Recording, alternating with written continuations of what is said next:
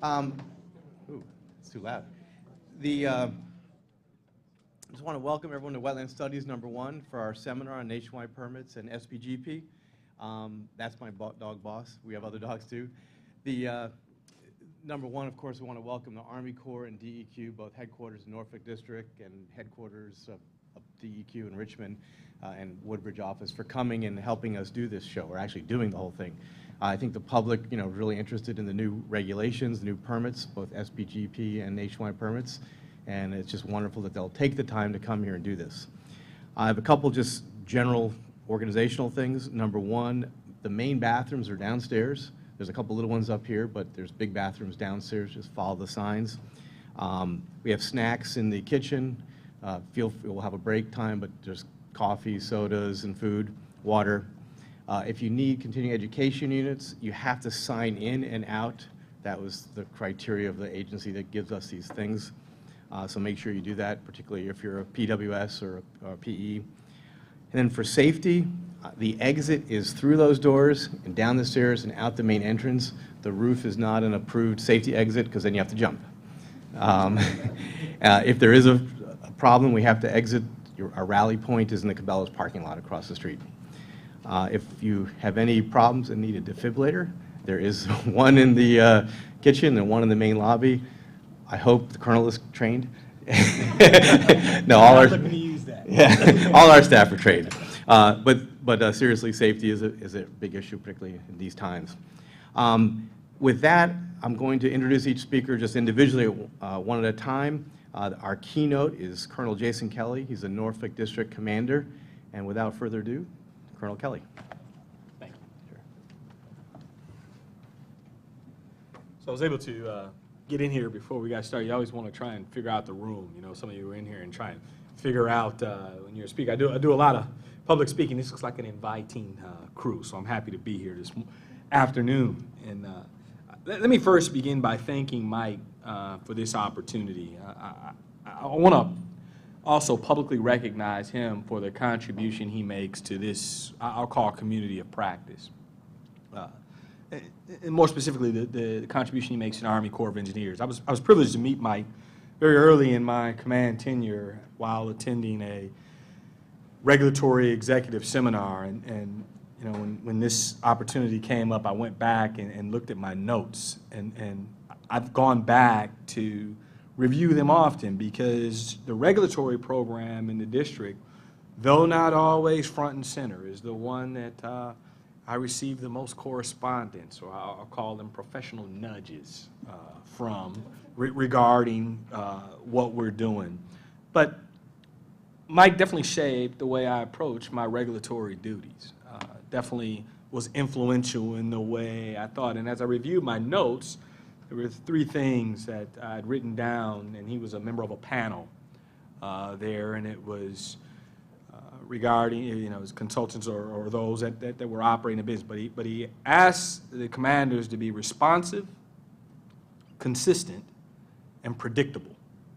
And I think that's something you all can appreciate when you think about those agencies that are required to regulate in accordance with authorities granted them. It's important to me that the organization that certainly I'm privileged to lead is a permitting agency, and that's something that Tom Walker, our regulatory chief, reminds me of often. Contrary to popular belief, we don't revel in saying no. There's no one that gets excited about saying no. We want folks to be able to do whatever it is that they want to do in a responsible way, in a way that coincides with laws, regulations, and existing policy. There's absolutely no bias in granting or denying a permit. It's important. We must execute within our statutory authorities, be NEPA compliant, and comply with other federal obligations. What we can't do is issue a permit that's contrary to the public interest, approve a non-LEDPA alternative, authorize an activity that jeopardizes the continued existence of a species, issue a permit when state certificates have been denied or authorize an activity that violates our tribal trust responsibilities. As you all well know, there's lots of history that underpins everything that I just said. River and Harbors Act of 1899, environmental awareness that swept our country in the late 60s. Public interest became a consideration. National Environmental Policy Act, 1969. The Marine Protection and Research Act and Federal Water Pollution Control Act, 1972, a good year, I might add. Section 404 expansions by way of the Clean Water Act and the first nationwide permits in 1977. I mentioned the correspondence or the nudges that I sometimes receive from legislators reference permit processing times. During my very first congressional visit, a lawmaker told me, "Colonel, folks want an answer, yes or no." They want it immediately. But whatever it is, they want an answer. They deserve an answer. I agree. I mentioned the nationwide permits. Those are intended to do just that, and we're going to have an opportunity to talk about some of that, but that was intended and is intended to streamline, to expedite some of what the good work that many of you do and much of what we review is intended to ensure that everything we do is done in a timely fashion. It is my goal to render decisions in a reasonable amount of time. We have to do this while being diligent. We have to do this while being process compliant. We have to do this while being mindful of the old adage that if you don't have time to do it right, when will you find time to do it over? Very important as we think about what we're doing. We aim to render quality decisions in a timely fashion. That is the commitment that I make to you and to all that I come in contact with regarding our regulatory program, and that was the response I gave to the lawmaker that asked me to do it a little bit faster as I committed to a quality decision. We're currently in the throes of a decision that most would deem anything but timely. Almost 3 years. We're ending a very lengthy period or process regarding Dominion Virginia Power's application to construct the Surrey-Skiffs Creek Weldon Transmission Line, vicinity historic Jamestown. It's taken a lot of time, but engaging other federal agencies and consulting parties under Section 106, that's anything but quick. This process has involved extensive outreach and dialogue among interested parties.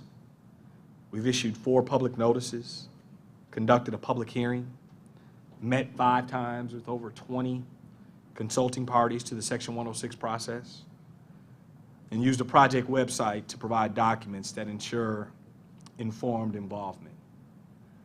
I mention that only to say that the diligence to the process, our commitment to get it right, or certainly to be informed, to render a quality decision. It's the same effort that you'll get in every undertaking from the Army Corps of Engineers. It's that commitment that you'll get from the professionals, some of whom you'll hear from here shortly.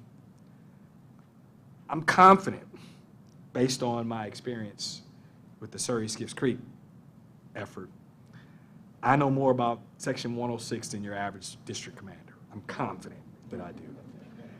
I may require a security detail when we finish, right? But I'll have a story to tell. And much of that story will be about the professionals and what we've done in an effort to get it right. Regardless of what the decision turns out to be, I'm comfortable and confident that we've done so in a way that has allowed all to participate and certainly influence and inform what we're doing. Our regulatory program is one of inherent conflict. We're telling folks what they can or can't do on land that they own. So often when I think about it, I think, man, I sort of get uncomfortable thinking it's just we ought not be doing that. We should not. But then I go back to the history that I mentioned. I go back to getting it right. I go back to being responsible. And I'm always encouraged by, again, the professionals that I'm afforded the opportunity to do it with. The dedicated regulators are often the face of our organization. So often, homeowners, landowners, the economic engines that fuel communities throughout our nation, certainly here in the Commonwealth, interact with regulators to get after the business of the day and that which they are committing to provide value to the nation. I began with a statement of fact that we are a permitting agency. I'd like to certainly leave you with that. We want to figure out a responsible way for you to do whatever it is you're trying to do. Very important to me. I want to end with a pledge. My commitment to you as the commander of the Norfolk District is that I will provide a quality decision. I'll make a decision in a reasonable amount of time, and I, with the support of those dedicated professionals that I mentioned, will make decisions that are nationally consistent. That is a commitment that I'll make. And if we get it right, all of these decisions will be optimally palatable, right? So that means there'll be as many people for, as many against. So we'll have, and I think that that's generally the way it unfolds, but it's a quality decision that we aim to render. I'm excited about what we're going to do here this afternoon. I'm excited to be a part of it. I hope that something said here will certainly spawn additional conversations. I don't think we'll get it all in today. We'll unpack everything. But I hope you'll take the contact information. I hope you'll reach out to us and let us be a part of you getting it right. Because I think that when we're able to communicate, and that was something that I talked to Mike about upon arrival, there's some things that we used to do, some things that forums where we would come together and share. And for a myriad of reasons, we're not doing as much of that. I think we can do more. And so, in addition to my pledge regarding decision-making, I made a commitment to Mike that we'll think through some of the conference rules and regulations that our agency has imposed upon us, for good reason. We'll think through the budgetary constraints of convening in forums like this, but find ways for us to come together more often and share. Find ways for you to continue to contribute to this community of practice to help us get it right. Thank you.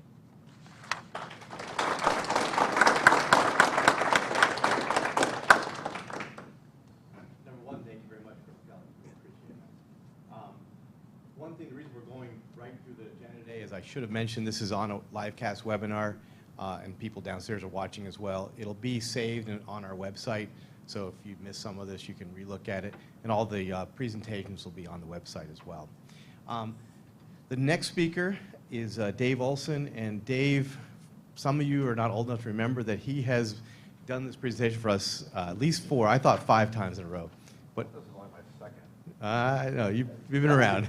So Dave's been in charge of reissuing the nationwide permits every cycle for the last 20 years, and he's kindly come out every time to give a talk. And he is the man. If there's ever a question on interpretation on nationwide permits, you just call Dave, and he's amazingly responsive. Thank you. Right. Well, thank you very much, Mike, and thank you for the opportunity to come speak to you today about the 2017 nationwide permits. So I'd like to start by just giving some general background on what the nationwide permits are and the process that we go through to issue these nationwide permits every 5 years.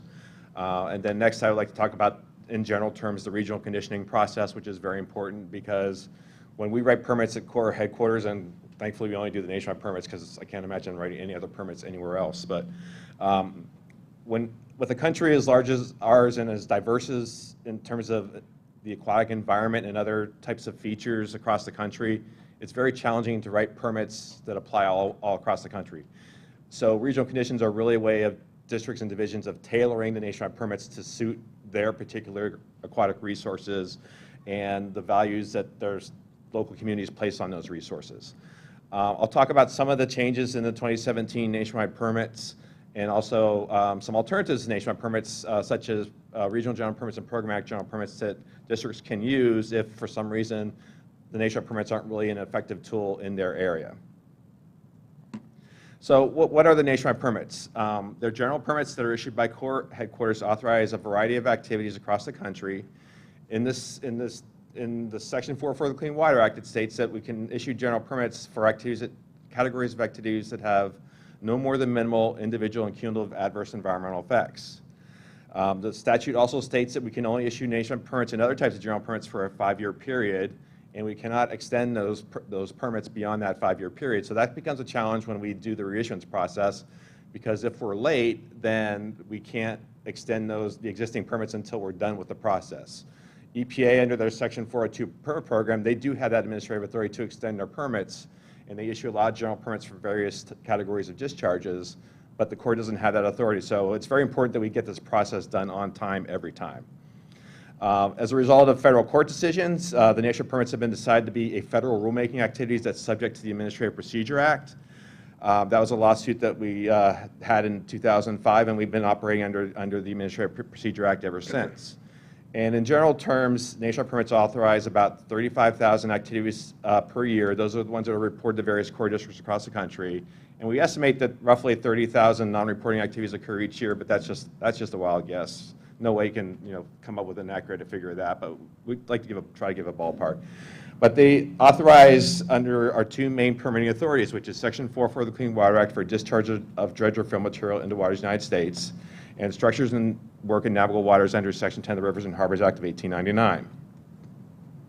So a little bit about the rulemaking process, and because it's a rulemaking process and these are considered to be significant rules in terms of the rulemaking procedures for the federal government, we have to go develop a proposal, and we submit that proposal to the Office of Management and Budget, and they review it, and they also submit it with a variety of other federal agencies.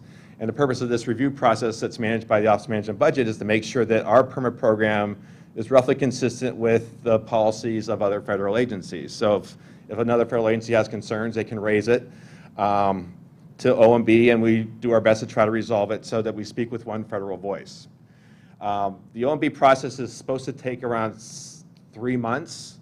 For the proposal, it took 6 months, which got me really worried last summer because I thought our whole timeline was going to be blown.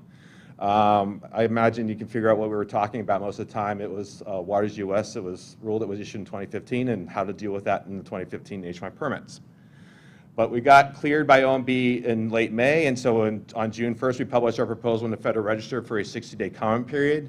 Shortly after that, our districts would issue their local public notices announcing the proposed rule and also soliciting comments on proposed regional conditions. After that comment period ended, then we went through all the comments, drafted a final rule, submitted that to OMB in late October, and we didn't really get that many comments for other federal agencies, which was really nice because that means we could wrap up the OMB process very quickly. So on the first day of winter in 2016, we had the nationwide permits signed. We submitted them to the Federal Register for publication, and on January 6th, they were published in the Federal Register to start the water quality certification process, the Coastal Zone Management Act consistency process, and districts finalizing their regional conditions. In response to the June 1st proposal, we received over 54,000 comments.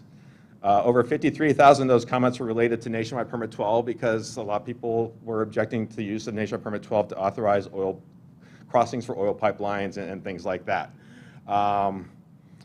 We also received a lot of comments on our Nationwide Permit for surface coal mining activities, Nationwide Permit 21. We got a mix of comments on our proposed new Nationwide Permit for living shorelines. And most of the other comments were on the other nationwide permits, general conditions, and other aspects of the proposal, seeking clarifications, modified language, things like that. So we kind of focused on those comments because those were the more substantive comments, and roughly I would say we probably received about 300 substantive comments that we had to pay a lot of attention to. So finally, in January 6th of 2017, we published the final nationwide permits. We reissued all the 50 nationwide permits that existed in 2012. We also issued 2 new nationwide permits. One authorized the removal of low-head dams. Another nationwide permit authorizes the construction and maintenance of living shorelines. We added 1 new general condition to deal with activities that would affect structures of work built by the United States. In other words, federal water resources projects such as levees, federal navigation channels, and things like that. The 2017 nationwide permits went into effect on March 19th of this year. They were also subject to that regulatory freeze that was issued by the new administration, but we got an acceptance of that so that they can go in effect on time as originally planned. And they will expire in 5 years on March 18th of 2022. So out of the 52 nationwide permits that we issued in January, 26 of those nationwide permits had changes from the 2012 nationwide permits. 24 nationwide permits were issued with no changes at all, and of course we issued 2 new nationwide permits. In terms of general conditions, we reissued 12 of the general conditions with some changes. 19 of the general conditions had no changes at all, and we had the 1 new general condition, and we also added 5 new definitions to help with people understanding what the terms and conditions of the nationwide permits are. In terms of pre-construction notification requirements, 19 of the 2017 nationwide permits require no pre-construction notification. 14 nationwide permits require pre-construction notification for some activities, and for 19 nationwide permits, all activities require pre-construction notification. Now, this needs to be taken with a little bit of caution because there are some general conditions that if certain circumstances are met, any nationwide permit would require pre-construction notification. And that would be general condition 18 for activities that might affect species or critical habitat designated under the Endangered Species Act, activities that might have the potential to cause effects to historic properties, activities that might occupy or interfere with federal water resource projects, and activities in wild and scenic rivers. Those are activities we all have to do coordination on or some consultation on, so we require notification to make sure that they are compliant with those laws.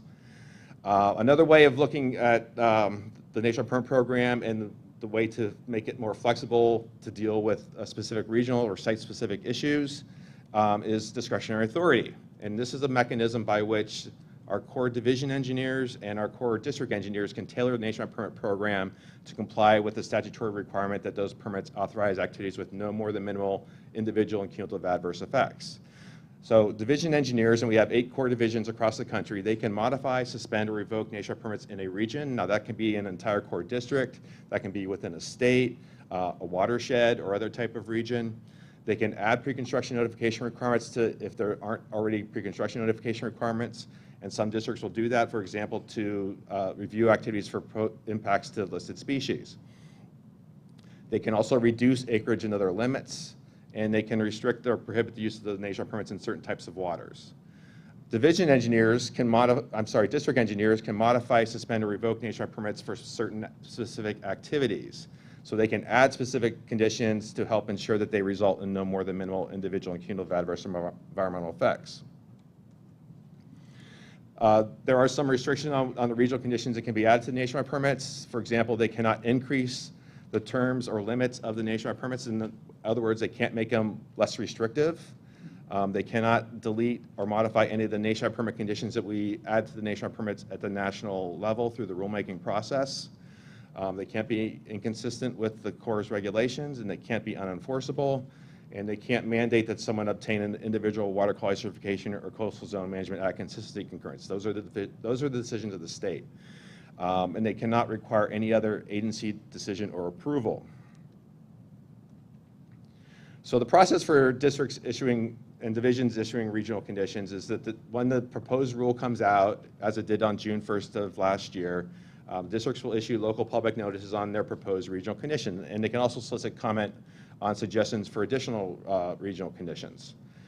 So while they're working on those comments that they received in response to their public notices, we're working at Corps headquarters on the final terms and conditions of the nationwide permits. And so we don't really know what those are going to be until they're cleared by OMB at the end of the process. So as soon as the nationwide permits are cleared by OMB after going through that interagency review process, we send them to our core districts, and then they look at the text of the final nationwide permits, and they use that to develop their final regional conditions. When they develop their regional conditions for approval by our divisions. They look at the results of their consultation with tribes, their coordination with other federal, state, and local agencies, and any public comments they received in response to their local public notice. And then when they have all that information, they prepare supplemental decision documents that explain the need for the regional conditions or why no regional conditions are needed in that area. They submit those supplemental decision documents to the Corps Division engineers for review and approval, and then once they're approved by the division engineers, then the Corps districts will issue a public notice announcing the final regional conditions. So next I'd like to talk about some of the nationwide permits that we reissued under 2017 rule and some of the changes that we made. There were some changes made to Nationwide Permit 3 for maintenance activities. Paragraph A of Nationwide Permit 3 authorizes the repair, rehabilitation, and replacement of previously authorized structures or fills, whereas Paragraph B authorizes the removal of accumulated sediments that's in the vicinity of existing structures and associated canals. So some of the changes we made to Nationwide Permit 3 were, one, to clarify that the removal of accumulated sediment that's actually in the structure, like a culvert, or very, very close to that structure, that doesn't require a pre-construction notification. However, if it's located outside the immediate vicinity of the structure or fill, then a pre-construction notification is required under Paragraph B. We also removed the provision in Paragraph B that authorizes riprap to protect a structure or fill. And the reason we did that was because Paragraph B requires notification for all activities, and so that riprap could be authorized by Nationwide Permit 13 with or without a pre-construction notification. It could also be authorized under Paragraph A if it's considered a minor deviation from the structure or previously authorized structure or fill, or if it's necessary to comply with current construction codes and standards or regulatory requirements for safety. So that's something that we're going to have to change in the 22 nationwide permits to make it very clear that some riprap can be authorized under Paragraph A. Nationwide Permit 12 for utility line activities, this generated a lot of comment. You might have heard of the Dakota Access Pipeline, and there was a lot of press on that. But some of the things we did with Nationwide Permit 12, and this is one of the nationwide permits that has been around since 1977. One thing we want to clarify is that this nationwide permit only authorizes crossings of waters in the United States that require Corps authorization. We're not authorizing the entire pipeline or utility line. We're just operating those portions of the pipeline that cross waters of the United States and require a permit. We have a half-acre limit for the permanent losses associated with those crossings, as well as any losses associated with the construction of substations, foundations for overhead utility lines, and access roads that are associated with the utility line activity. We also added a paragraph to Nationwide Permit 12 to state that it would also authorize any regulated activities that are associated with remediation that is necessary to deal with inadvertent returns of drilling fluids that occur during horizontal directional drilling activities. And sometimes those activities will result in subsurface fractures, and the drilling fluids will leak from those fractures. So we want to have some way of allowing companies that use that technique to quickly repair those activities so they don't cause further environmental damage. Bank stabilization, another fairly controversial nationwide permit. We were sued on Nationwide Permit 13 under the 2012 nationwide permits. So we got a lot of comments on Nationwide Permit 13, and we made a fair number of changes, but for the most part it's kind of stayed the same. It has 3 different types of limits. There's a limit of filling of 500 linear feet along the stream bank or the lake bank or what have you. There's a 1 cubic yard per running foot limit for fill below the ordinary high water mark or high tide line.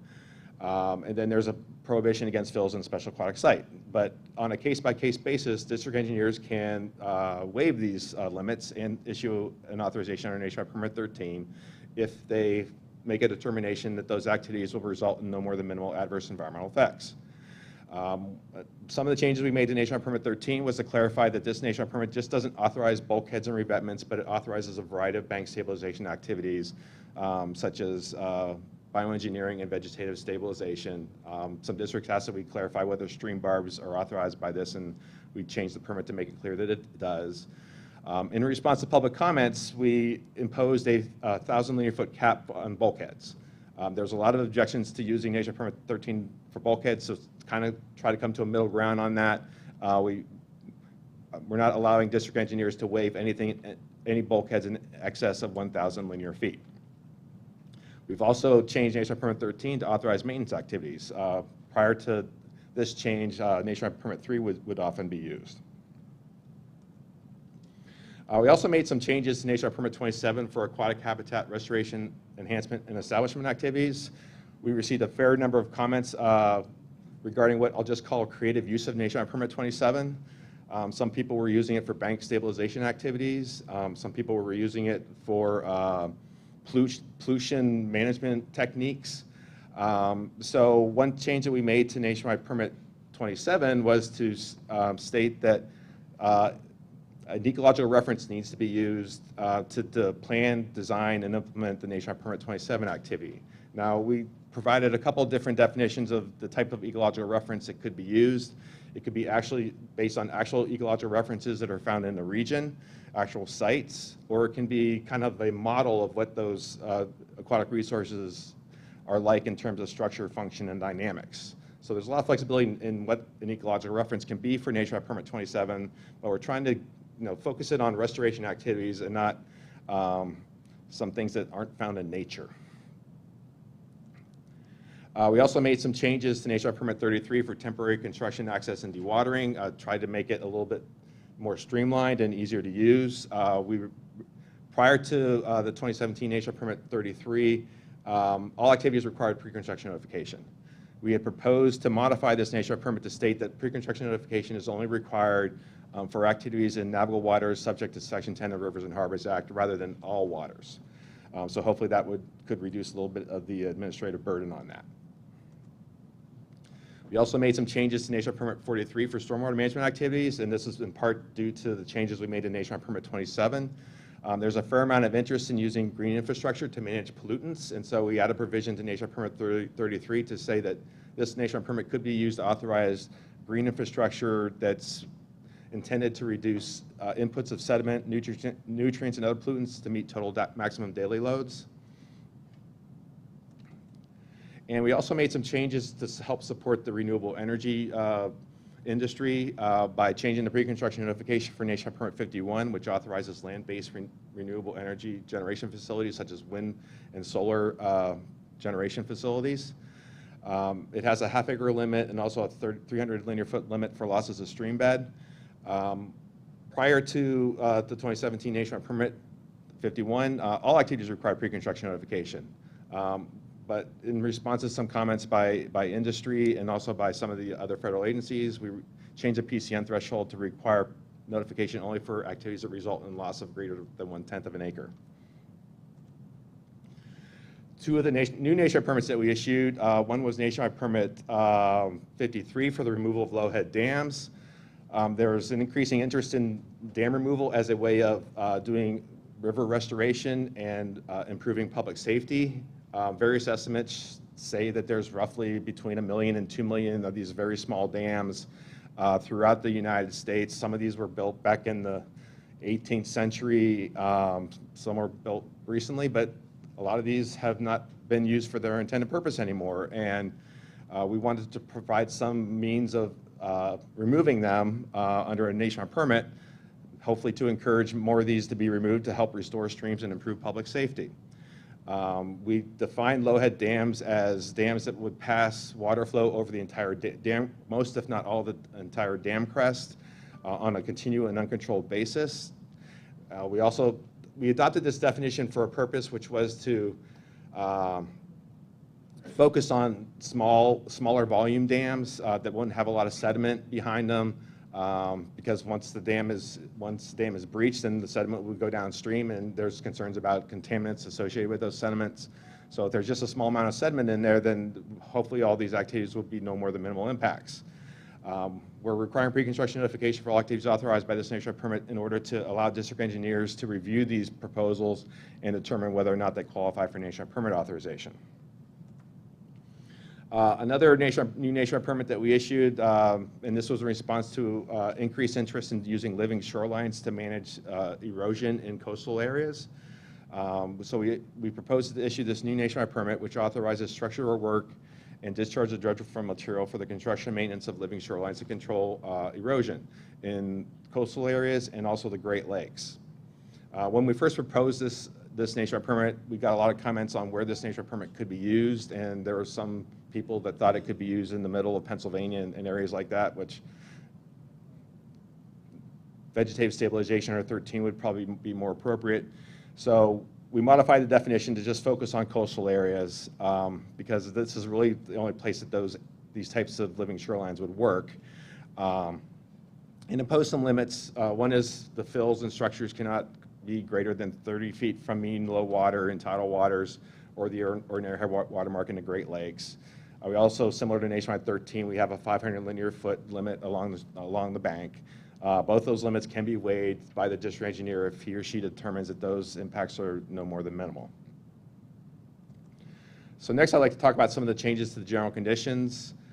General Condition 2 addresses aquatic life movements, especially in terms of culverts for road crossings and things like that. So General Condition 2 states that the nationwide permit activity must not substantially disrupt the necessary life cycle movements of aquatic species indigenous to the water body, unless that activity is intended to impound water. So as a softer way of trying to encourage bottomless culverts, we added a provision stating that if a bottomless culvert can't be used, then the crossing should be designed and constructed to minimize adverse effects to aquatic life movements. We also made some changes to General Condition 18, which addresses compliance with the Endangered Species Act. One way to do that was defining what indirect effects and direct effects means under the Endangered Species Act. So we added definitions of those terms to the general condition to help people better understand what activities they should be submitting notifications for and what would be expected for districts to review when they look at these proposed activities. We also clarified that if another federal agency is the permittee, that they are responsible for their own compliance with the Endangered Species Act. It's not the Corps' role to police their compliance of the Act. They have their own separate obligations to comply with the Endangered Species Act, so we're not going to really take an active role in deciding whether or not they're complying. That's really the services to work out with the federal agencies. We also received a number of suggestions from some industry groups regarding using ESA Section 10 incidental take permits as a way of fulfilling the compliance requirements of General Condition 18. So we added a paragraph to this general condition stating that if the permit applicant has received an ESA Section 10 incidental take permit, and if that incidental take permit also covers the nationwide permit activity, then we don't need to do any additional Section 7 consultation. We can accept the compliance that was done for the Section 10 permit and use that to satisfy General Condition 18. So hopefully that'll be a little bit of a time saver for people that also get Section 10 permits. We also made a fair number of revisions to General Condition 20, which addresses compliance with the National Historic Preservation Act and establishing a threshold for notification and also evaluation. We would do consultation for activities that either have no historic properties affected, have no adverse effects, or adverse effects on historic properties. We also added designated tribal representatives to the list of sources where people can go for information on whether there might be historic properties in the area of the proposed nationwide permit activity. We also made some changes to the mitigation general condition, General Condition 23. We reorganized the text to clarify that mitigation requirements for nationwide permits and their relationship to the 2008 mitigation rule. We also established a preference for the use of mitigation bank and lieu fee program credits to fill compensatory mitigation requirements. So the logic behind that is that these nationwide permits authorize fairly small activities, and it's, in our view, it's a little bit more effective to do compensatory mitigation for those activities through mitigation banks or in lieu fee programs, remembering that small permitted responsible mitigation projects that are scattered throughout the landscape generally don't work very well. So we're trying to discourage this permitted responsible mitigation for very small impacts. But if it's necessary to do permitted responsible mitigation, if that's the only option available, then that can still be done. But we're trying to encourage more of the third-party mitigation credits.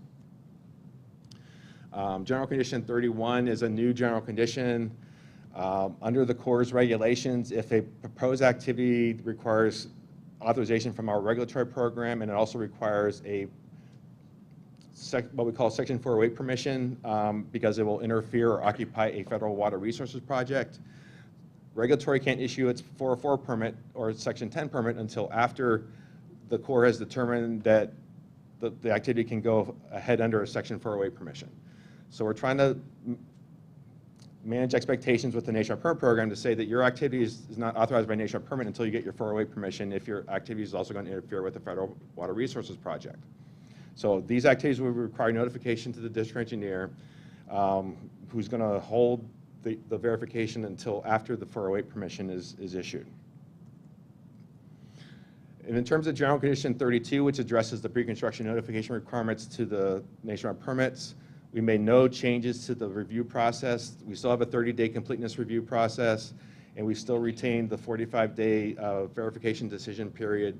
The exceptions being if we're doing Endangered Species Act Section 7 consultation or Section 106 consultation for historic properties. That kind of delays the 45-day clock, but we're still trying to, again, give a response within 45 days of a complete pre-construction notification. We also made some changes to state that the project proponent can specify which nationwide permits he or she wants to use for the proposed activity. Also give them an opportunity to describe the mitigation measures intended to reduce adverse effects so that they're no more than minimal to help with our review and speed up the review process. And also to clarify, something that's been in our nationwide permit regulations since 1991 is that if you're using a nationwide permit for a linear project and some of those crossings require notification and some do not, then your notification has to tell us about those non-notifying crossings so that we can properly evaluate cumulative impacts of that project. So we tried to make it very clear that we need that information on those non-notifying use of nationwide permits. And we also need to know what the impacts are to those so that we can do a cumulative effects analysis that would withstand challenges. So finally, I'd like to talk about some alternatives to nationwide permits. So nationwide permits are issued by Corps headquarters. There are also two other types of general permits that can be issued by the Corps. One is a regional general permit. These are issued by Corps districts. They can authorize a specific category of activities just like the nationwide permits do. They're still bound by the same statutory requirements of no more than minimal adverse effects on an individual and cumulative basis. Now, these can be issued by Corps districts to authorize activities that aren't covered by the nationwide permits, and there's certain categories of activities that aren't really happening on a national level that are more appropriately addressed through a regional general permit. They can also do general permits for similar activities to what we authorize by nationwide permits, but at different limits.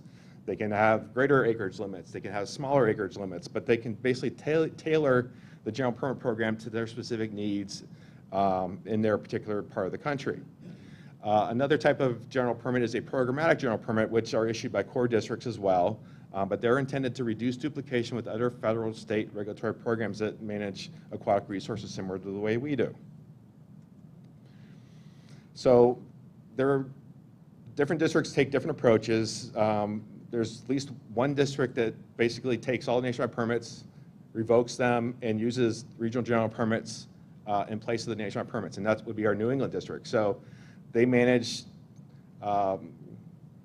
working waters and wetlands in 6 different New England states, and so they have a regional general permit for each state. A lot of the categories are the same as the nationwide permit, but they also have different changes to address the various state regulatory programs. So that's an example of just a district taking the nationwide permit program, saying it doesn't work for us and we're going to do something else. Certain other districts will do a partial replacement of the nationwide permit program. For example, the state of Maryland has its Maryland State Programmatic General Permit. They still use some of the nationwide permits, but they focus mainly on the Maryland State Program and finding a way of reducing duplication for the things that both the state and the Corps regulate. So they have their Maryland State Programmatic General Permit. The Louisville District is another example. They have an RGP that replaces 11 nationwide permits in Indiana. One thing we tell our districts that they cannot do is they can't say that we're just going to revoke the general permit program, whether that's nationwide permits or regional general permits, and just do individual permits for everything. That would be a very workload-heavy process and would cause a lot of delays to the regulated public, and so that's one thing that's not acceptable, is to take the nationwide permits or any regional general permits and say we're not using them anymore, and doing individual permits instead. We try to find ways of making our program streamlined and efficient, so we don't want to lose any of that. So do you want to do questions or have another? We can have 5 minutes of questions right now. I'm going to give this to Doug. Christy, with the red hair, she's got a laptop connected to the people on the web that are sending questions in potentially. And Lauren will be with one microphone for people as well as Doug. And number one, before we go farther, thanks, number one, for taking a couple hundred pages of federal regulations and summarizing it in like that. And he also has a table online that's really handy. Thank you.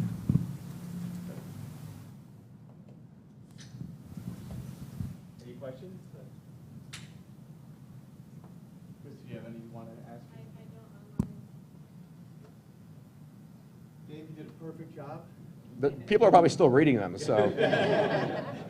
So we'll let you sit down. We'll get ahead of the schedule just a little bit. The next part now we're going to turn to is regional conditions. And Tom Walker is the chief regulatory. He's here. And Tom is teaching me delegation skills. And he has delegated the presentation. And so Melissa Nash and George Janik, they're both environmental scientists in the Norfolk District. And they're going to give a talk about the regional conditions that Dave kind of introduced. And I would say one other thing about Dave, and when you think about this program, I think in '77 there were 5 permits, or 4 or 3. I thought there were like 11 or something like that. I thought it started with 5, and then we went to 11. But We had some Section 10 ones. there's a handful of permits, and we had unlimited impacts to wetlands allowed, and headwater wetlands. Then in '85 or so, we had a bunch more permits, and it was limited to 10 acres of wetland impact. No limitation on streams, headwater streams, greater than less than 5 square miles of drainage. So it's changed a little bit. We're at 1/10 of an acre and 300 feet, and 50-something regulations, and I forgot how many conditions. But with that, we'll turn it over to Melissa and George.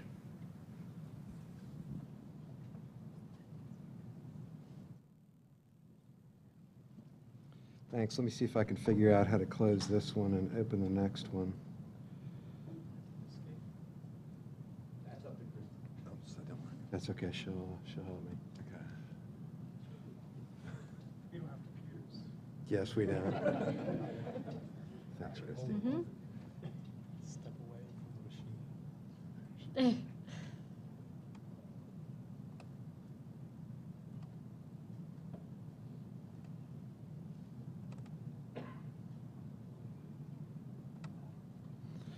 All right, thanks. So like Mike said, Melissa Nash and I are going to talk about regional conditions, and this is going to be pretty quick. We've got, in the interest of staying on point, we're going to go through kind of the major changes or changes worthwhile pointing out on the Norfolk District regional conditions.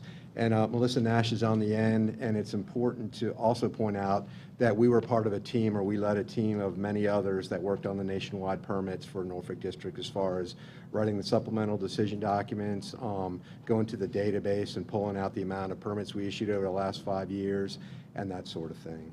So this kind of goes into what Dave was talking about too, and it was something that was kind of happened concurrently with the nationwide permit. Back almost a year ago now, 10 months, in June 13th of 2016, the Norfolk District issued its initial public notice seeking comments on the 2017 nationwide permit regional conditions. And it was a collaborative effort. We received comments from federal, state, and local agencies, including DOT, EPA, DEQ, and other agencies, as well as stakeholders, citizens who had questions or comments about the proposed regional conditions. And then we revised the regional conditions based on that initial set of comments, and then we public noticed them again on January 23rd and accepted a second round of comments. And then we revised our regional conditions again, mostly minor changes, and public noticed the final version on March 20th. And then Melissa's going to talk a little bit about this in a couple minutes, but we issued our last set of regional conditions with minor edits and changes along with CZM, the Coastal Zone Management Consistency Determination, and the 401 certification. So we're still having some glitches with some of the links on our website, so please call us if you can't access some of those attachments through the links, but those went up last week. Okay, I'm going to go right into the different regional conditions. I'm going to start with regional condition 8. We added a paragraph that we revised several times as different people in the office had an opportunity to look at it. And the important thing is that this regional condition isn't really new, but we clarified certain expectations of the countersinking regional condition.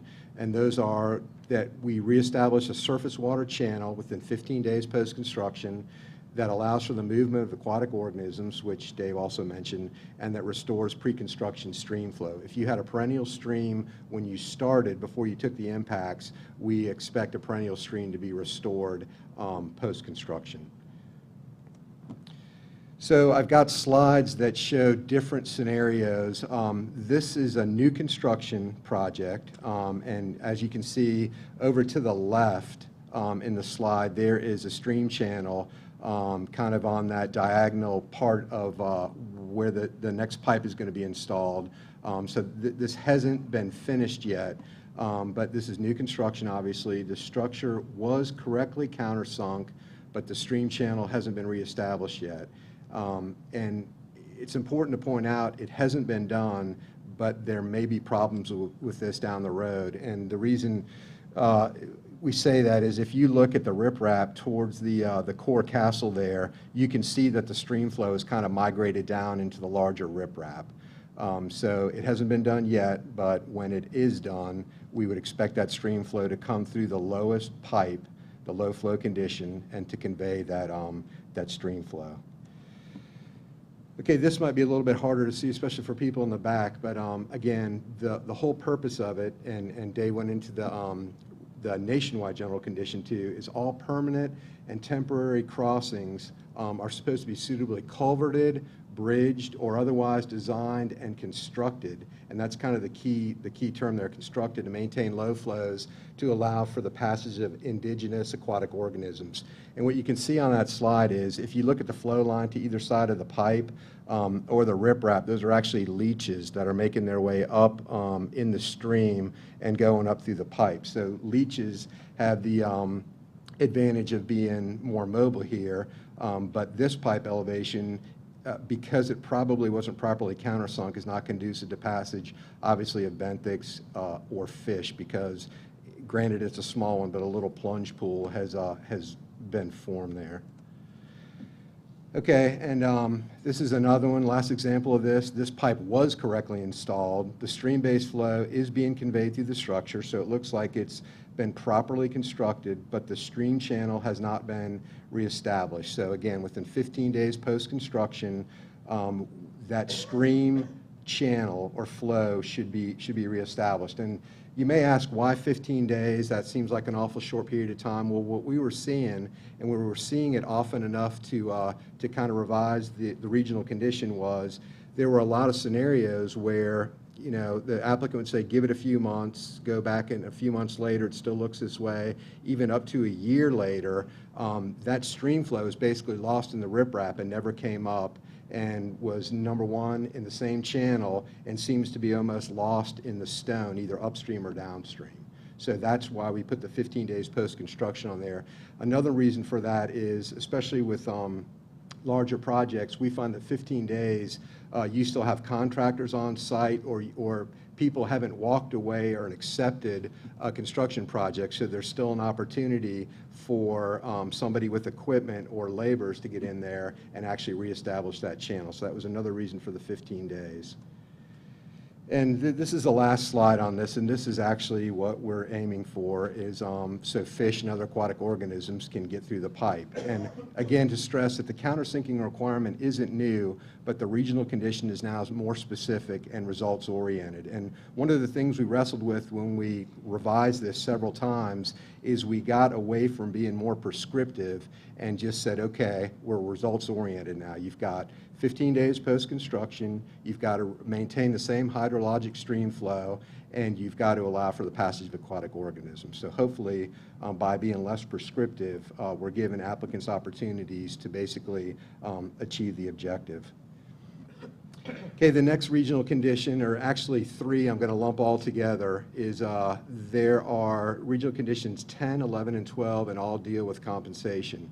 The mitigation plan is required, this is regional condition 10, when permanent wetland loss, and that's a key part of that, is greater than 1/10 of an acre or 300 linear feet of stream. Regional condition 11 is if temporary impacts aren't restored within 12 months, they'll be considered permanent and mitigation may be required. And regional condition 12 is generally, and this is a pretty big change, all impacts for transportation projects, whether they're federally, state, or locally funded, require a PCN, will generally require compensatory mitigation. Okay, so the permanent loss thresholds are more or less unchanged. They're just, they're clarified. I guess the important thing to keep in mind here, again, it's 300 linear feet of stream or greater than 1/10 acre of wetlands. But as with the last nationwide permits, we may require compensation for the loss of high-quality wetlands, even if less than 1/10 of an acre, and this is stated in the nationwide permit general conditions. And you know, we don't play fast and loose with this, but if you're going to impact, we've had a PCN where somebody was going to fill 1/10 of an acre of bald cypress because they wanted to make their backyard bigger. And we said, well, that's not really an adequate purpose and need, and we also don't consider that to be a good use of this type of high-quality wetland. Okay, temporary impacts, that's regional condition 11. It requires that temporarily disturbed areas will be restored to pre-construction elevations within 12 months. If not restored, these impacts may be considered permanent and may require mitigation. And as part of the restoration, we ask that the soil be loosened to 12-inch depth and revegetated with native plants. And there's links in our regional conditions to the, I believe, to the latest native plant lists from DCR. Okay, and this is the one I was talking about for mitigation for transportation projects, regional condition 12. So mitigation is generally required even if permanent impacts are less than 1/10 of an acre. And this is an example of a bridge that we did a JD on in Suffolk a couple weeks ago. And as you can see, it's on a secondary road right through a forested wetland. And we say generally, so there is some leeway, but typically this incentivizes the applicant to reduce their impacts. And if the impacts are more than minimal, we're going to generally require mitigation for these type of impacts in the future. Okay, and this is the last slide I have, and then we're going to transition to Melissa. But Dave also mentioned this 408 coordination for impacts to federal projects, including levees, and a big thing down in Tidewater, Virginia. This is a permit sketch for a parallel tunnel tube on the Chesapeake Bay Bridge Tunnel. And you can see running right through the middle of it, you may not be able to read the text, but that's the Thimble Shoal Channel. So they're going to be spudding barges, they're going to be working all around a federal project channel, and that requires the 408 permission before we can issue the nationwide permit, or in this case, an individual permit. So that applies to floodways, aquatic restoration sites like oyster reefs, federal channels, levees, and that sort of thing. So with that, I'm going to turn it over to Melissa.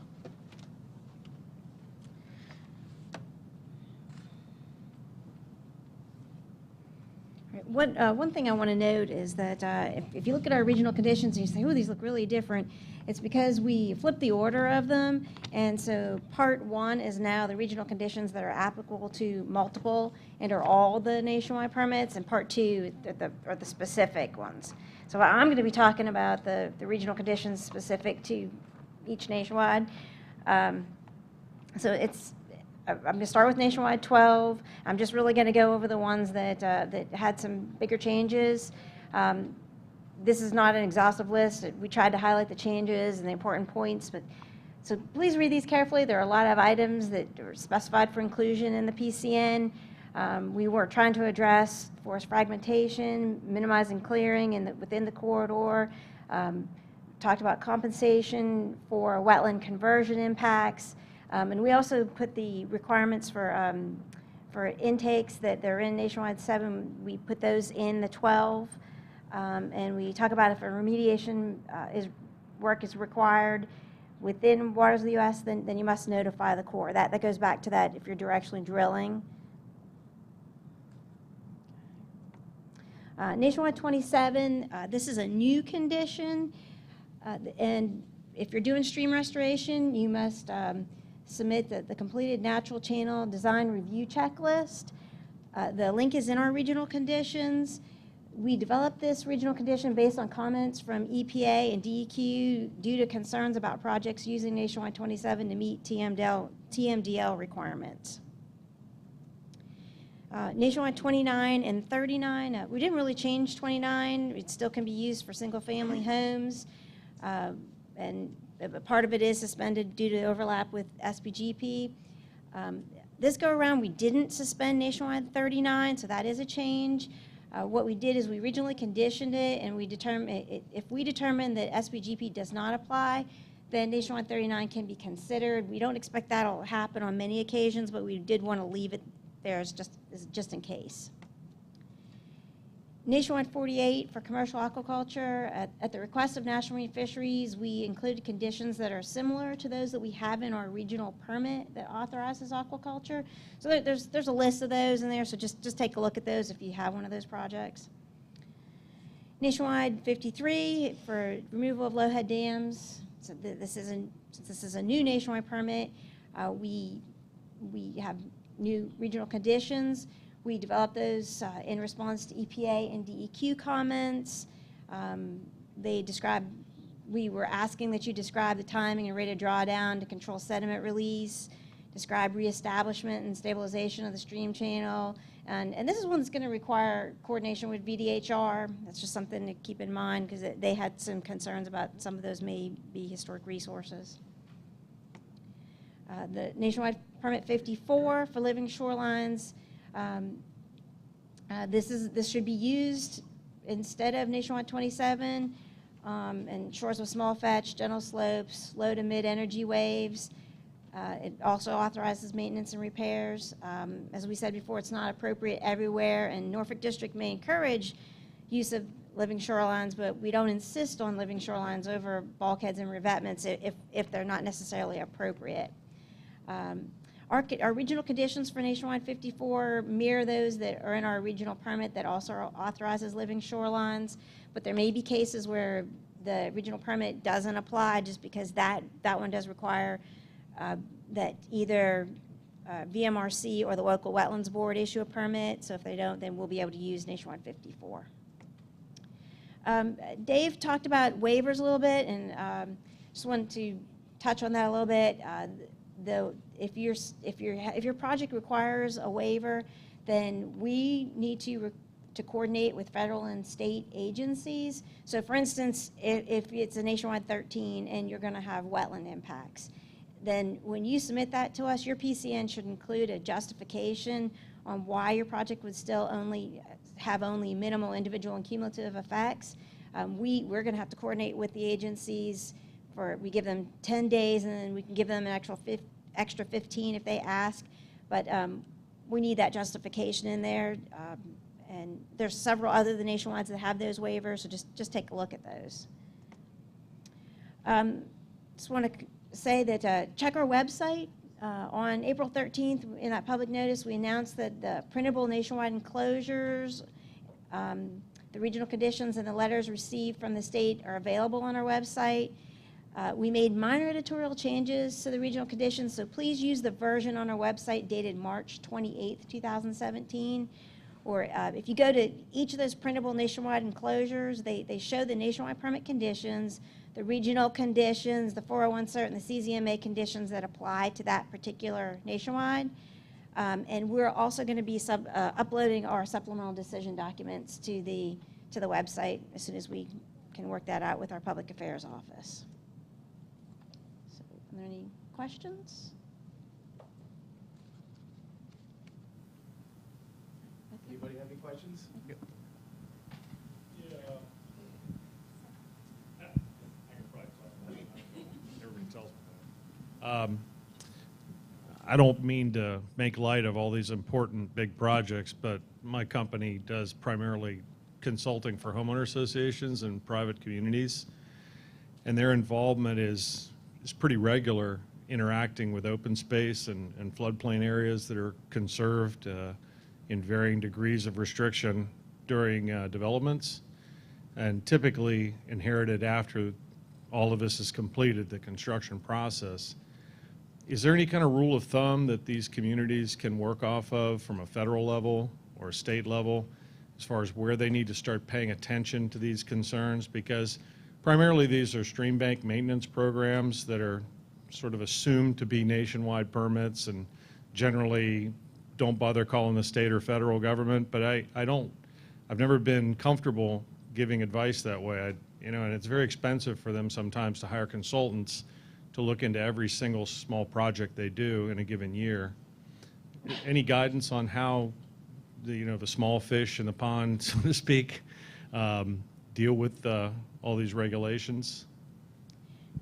One thing I would say is we do have a regulator of the day phone number, and so if they have questions, whatever, you can call us anytime.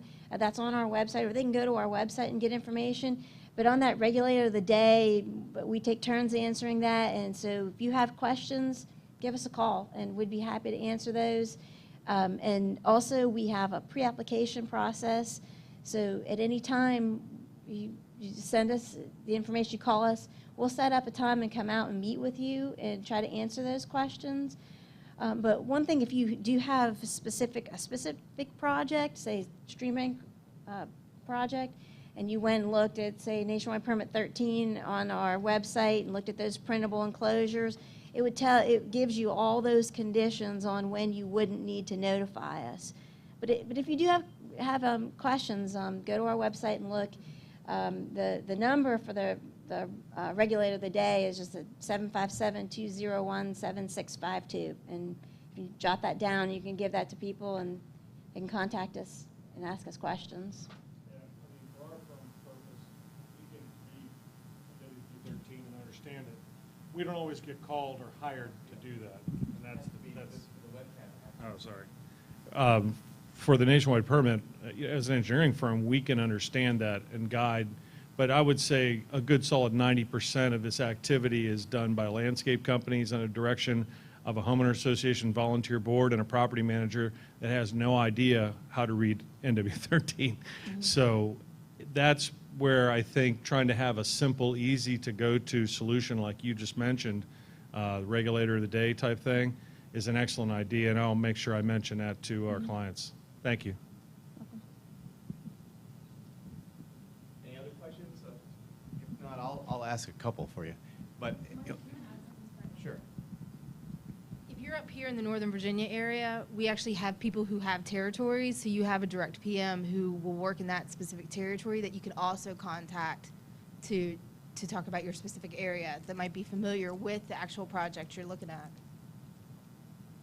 Thank you. There's a lot of engineers in here, a lot of guys building roads. There's a couple, at least one or two stone suppliers, some contractors. Scour protection is a huge issue. So two kind of related questions. One for Dave Olson. The bottomless culvert problem we have, not in the coastal plain, not in the Blue Ridge, but in the Piedmont province, the soils typically are going to scour out with the grades we have. So typically what's happening is you'll do a bottomless culvert, but you'll need scour protection most of the time, which will be riprap. Even when we don't need scour protection based on calculations, either VDOT or county inspectors often require the contractors to put the riprap during construction. So we have tons of violations in this area with that right now. By changing that and tweaking that regulation, are you now saying we can do bottomless culverts and not count as an impact when we put scour protection in?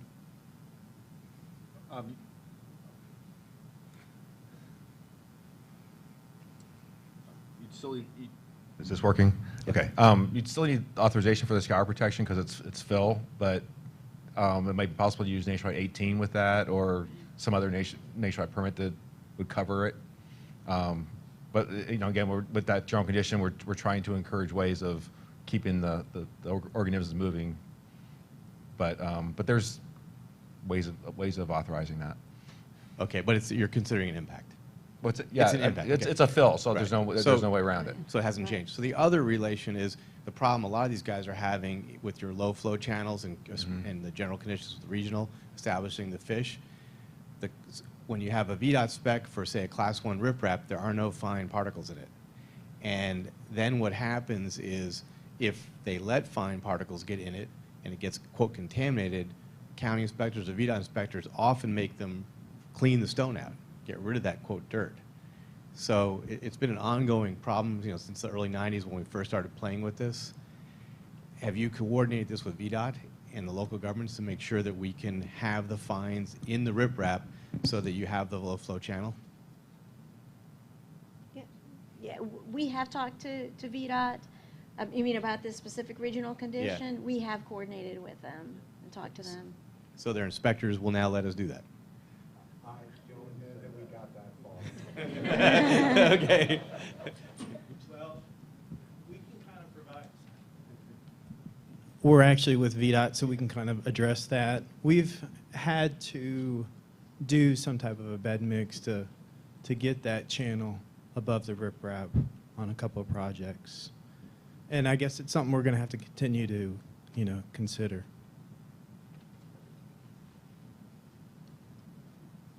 So in our stream restoration projects, we use a bed mix that is a combination of riprap with smaller particle sizes and sands and gravels and some organics.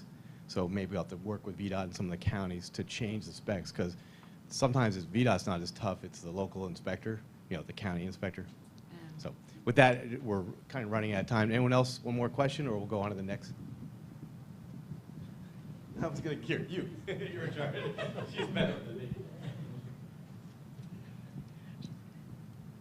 For projects that need to be reauthorized, do we need to submit just a request for reauthorization, or do we need to submit a new PCN? What we've talked about with this is that if it's something that you recently did have a permit issued, then just a request should be good. But if any aspect of the project has changed, then you will need to submit the new PCN. The other thing would be that endangered species coordination may need to be updated. So I would recommend talking to the project manager. In most cases, I think we're going to be able to just say, submit a letter to us, and we'll be able to re-verify it. But definitely, if anything has changed, then contact us and submit something new. Okay. We're going to move on, and these guys will be here for more questions later. But the next speaker is going to be Dave Davis. Dave runs the Virginia Water Protection and Permit Program, and he is going to talk about the 401 regional condition, 401 certification conditions. He made everyone wait for 2 or 3 weeks to use Nationwide. It was higher powers than him that held up the certifications. But he'll give you a briefing on what these mean to our projects.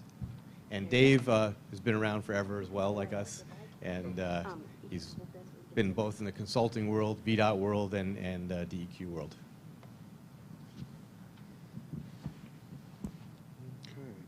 Well, first of all, I want to thank Mike for inviting me. And I also want to ask Tom if I can participate in some of his training, because apparently I'm not as good at delegating as Tom is. So with that, the other thing, I always get this question, so I'm just going to answer it right now, straight up. I do always wear a bow tie.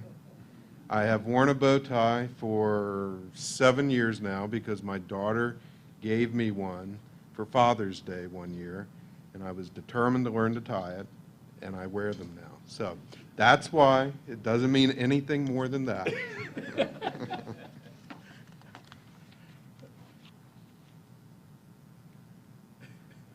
I like to start at the end. So this is probably the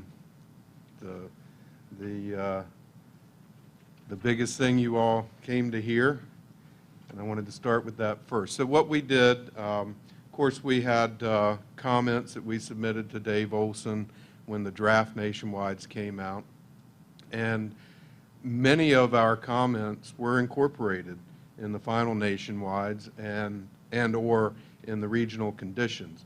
So that's why you don't see a lot of changes in DEQ's 401 certification for these 2017 nationwides. But we did look at all of the documentation that the Corps provided, both the draft and the final, all of the supplemental decision documents that the Corps prepared, and we based our decision on that. We also internally spoke with all of our regional office staff to get some idea of concerns they may have had, what was working, maybe what wasn't working, and all that was incorporated to this statement here that says we have a reasonable assurance that if you comply with any applicable 401 conditions on the nationwides and on the regional conditions, that you will be in compliance with the state's water quality standards. So we had, I think it's 18 or 19 nationwide permits.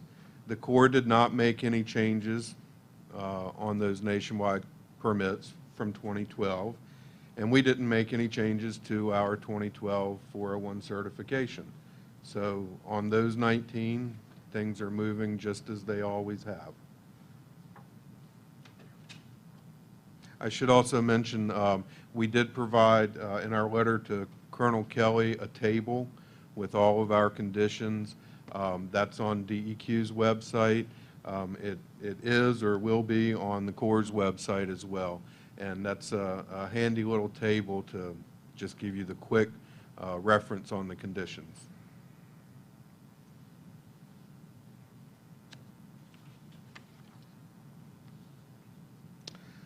There were 8 or 9 nationwide permits that the Corps made some sort of change to, but for which we did not make any changes to our previous 401 certification. So again, from our standpoint, nothing has changed on those.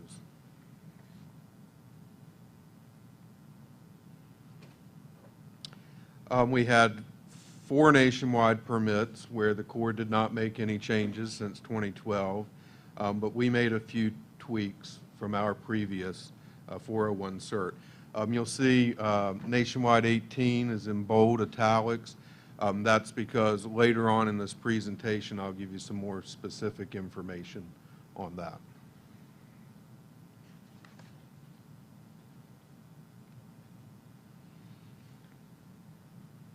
And then there were, I don't know, what's that, about 10 or 11 nationwides. The Corps did make some changes.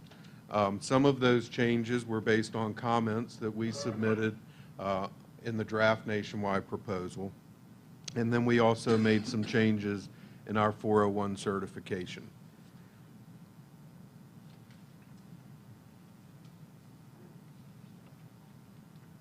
And this is, I believe, the remainder of those. Again, if it's in bold and italics, I'm going to go into a bit more detail.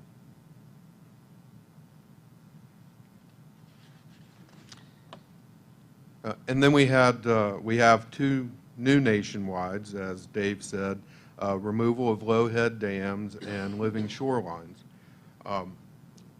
We submitted during the acceptance of comments, public comments on the draft nationwides, we submitted a number of comments on the low head dam nationwide, and most, if not all of those comments were accepted in some form or fashion in the final version, and at this time we didn't see any need to issue anything more than an unconditional certification. Of course, it's a new nationwide, and none of us really know how that may be used, how it's going to play out, but for now we're not putting any additional conditions beyond whatever you find in the nationwide and the regional condition. And then the living shoreline nationwide, the Virginia Marine Resources Commission has a general permit for living shorelines, and this time we thought that was suitable for DEQ's purposes, and therefore we did not add any additional conditions to that.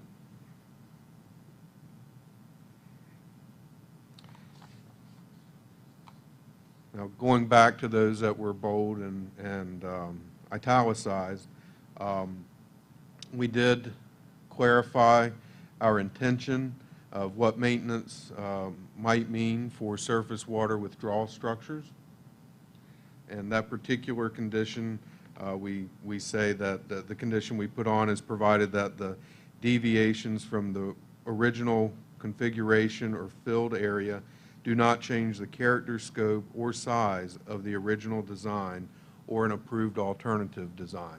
That approved alternative design would be something that the Corps may approve prior to issuing that nationwide.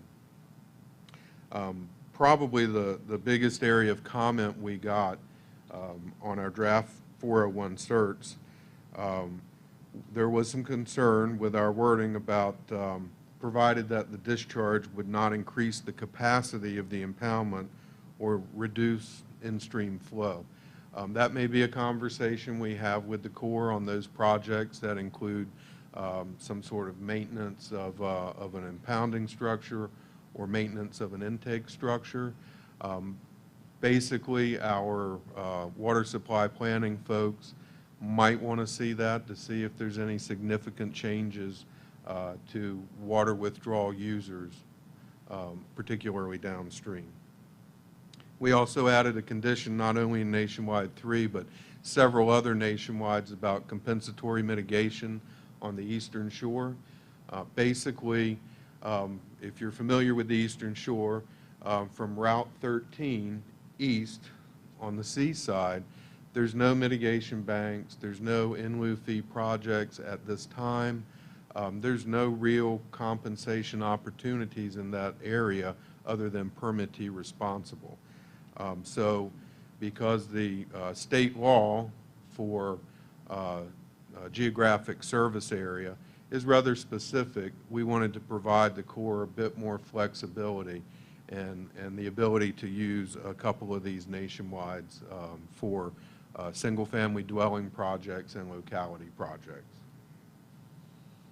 Lastly, a condition on this particular nationwide, and I think two others, we have asked the Corps to provide us an annual report of projects authorized by this one and a couple of others, providing us detailed information on projects that are associated with maintenance of water withdrawal structures or intake structures.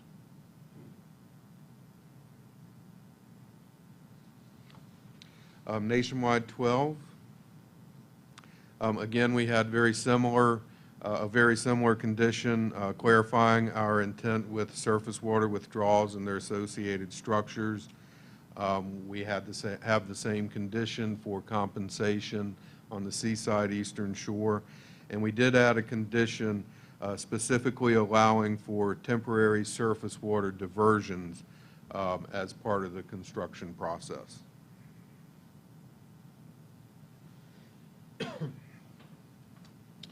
On Nationwide 18, again, we had the compensation flexibility condition on the Eastern Shore, and as with Nationwide 3, we're asking the Corps to give us some information on those projects that are associated with water withdrawal maintenance or impounding structure.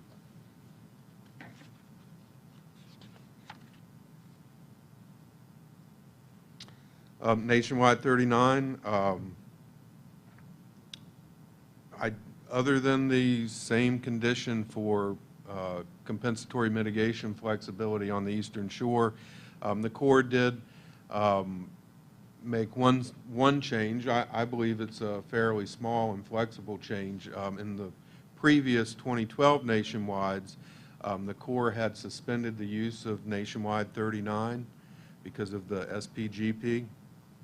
They evaluated that, and we all thought there may be a project that might not qualify for an SPGP but could go forward with a 39.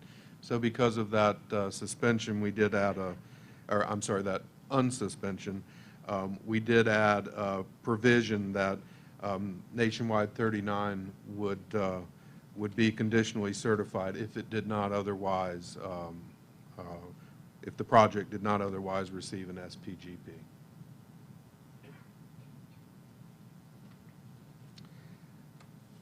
Nationwide 42, we just simply clarified the condition about when compensation is required, and that just mimics what the Corps has done with their permanent impacts over 1/10 of an acre and 300 linear feet.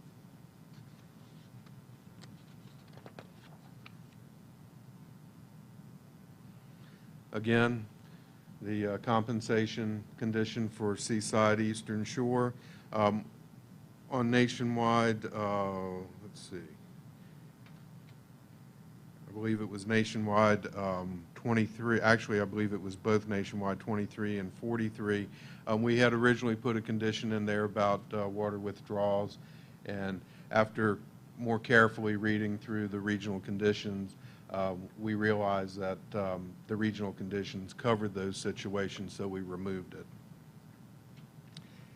And then finally, Mike seeded the ground with some questions and discussion topics, and I thought in the interest of time, I would just be upfront and direct and just answer them. Mike asked, or some of his clients asked, what is the reason for the annual report from the Corps to DEQ? I think I explained that, but the bottom line is there's some maintenance of water intake structures and impounding structures. We just don't completely know. I say we, mostly our Office of Water Supply Planning just doesn't know if there would be an impact. And we don't want to put a condition on there that's not necessary, but we also don't want something to slip through the cracks. So that's why we're asking the Corps for a bit of data on this.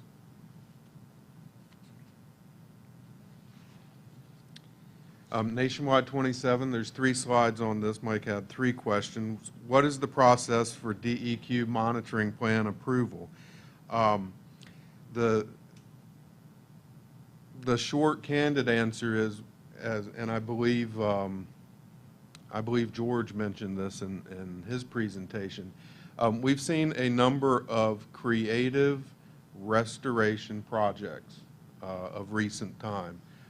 More so in the last 2 to 3 years. And many of these restoration projects that were being authorized under 27 had no monitoring. So we thought that some monitoring was needed and necessary just to see if you're restoring things like your plan said you would. I try not to be prescriptive, so I'm really hoping that the information that we listed in the condition is really the default. And what I'm really hoping is that the consultants on the project or the localities on the project provides us with the mitigation plan up front, and that approval will be a simple email from our project manager saying, yes, we agree with it, or we might want to tweak this element or that element, but I'm hoping this to be as simple as possible. What are the guidelines? Well, the default guidelines we put right in the 401 condition, and you can read that. What we also anticipate is that some of these restoration projects are going to proceed under other programs' oversight. So if those other programs require a monitoring plan, just cite it, and that will be sufficient. Just a couple more slides. And then the duration of monitoring, again, we put it right in the condition. We put a default of 5 years. Your project may only need 2 years of monitoring, for instance, but you tell us. Again, most of the practitioners in the field are very familiar with monitoring requirements and monitoring standards. That's really what we're looking for. And I think I answered this as we were going through. Why was the Nationwide 39 unsuspended?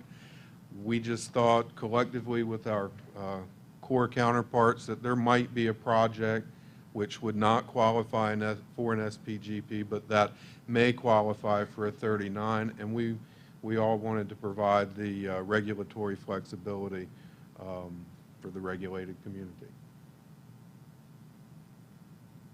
And that's it. Awesome, thank you. We're running out of time, so I'm going to let Christy, number one, read a question from a webinar participant, and then we'll take the break. And before I forget, because I might forget the end, this whole seminar I just delegated to Christy. So Christy, stand up, and so welcome her, thank her for doing all this, but then also the staff. She has a regulatory team. Doug, stand up. Annie, Lauren, Robbie, Katie, everyone that worked on this, stand up and just say thanks to them for doing this, okay?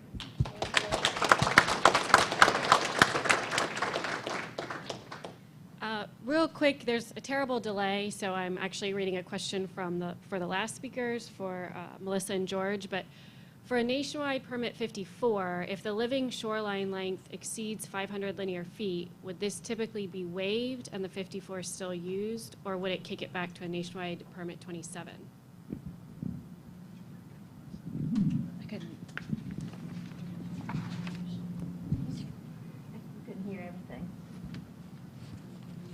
Can you reread it? Sure. We couldn't hear the whole So thing. for a, can you hear me okay now? For a nationwide permit 54, if the living shoreline length exceeds 500 linear feet, would this typically be waived and the 54 still used, or would it kick it back to the nationwide permit 27? It will not be a 27. 27 is not really used for living shorelines any longer. It's for other aquatic restoration activities, but it could be waived in certain circumstances. Like Melissa said, if the applicant is requesting a waiver, they should probably give us good reasons why it still is a minimal environmental effects project. And the other thing is, as Dave mentioned, we also have a regional permit 19 that could be used for a living shoreline that gets around some of those waivers. So we'll use the best permitting avenue to permit that, and we can work around some of the limitations on the nationwide, but still get a living shoreline project permitted. Great. Thanks, George. And yeah, everybody's welcome to munchies and drinks and refreshments. Take a quick break. 2:45.